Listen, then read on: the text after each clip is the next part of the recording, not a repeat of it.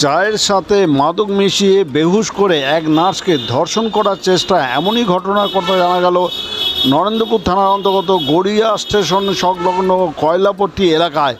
Police সূত্রে খবর, মঙ্গলবার রাত্রে ওই নার্স সোমনাথ পান্ডার চায়ের দোকানে চা খেতে যায়।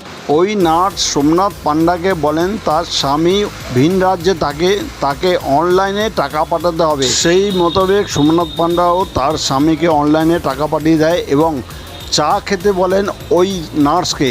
চায়ের সঙ্গে মাদক মিশিয়ে দেয় বলে অভিযোগ। ওই নার্সে চা খাওয়ার কিছুক্ষণ পরে তিনি সংজ্ঞাহীন হয়ে পড়েন এবং রাত্রি 2:30টার সময় তার হুঁশ আসে। তিনি দেখেন তার নিম্নাঙ্গে কোনো পোশাক নেই। পোশাক খুঁজে পড়ে সেখান থেকে বাড়িতে পালিয়ে যায়। বাড়ির অন্যান্য মানুষকে একথা বললে তারা নরেন্দ্রপুর থানায় একটি অভিযোগ দায়ের করে। অভিযোগের ভিত্তিতে নরেন্দ্রপুর থানার পুলিশ অভিযুক্তকে গ্রেপ্তার করে।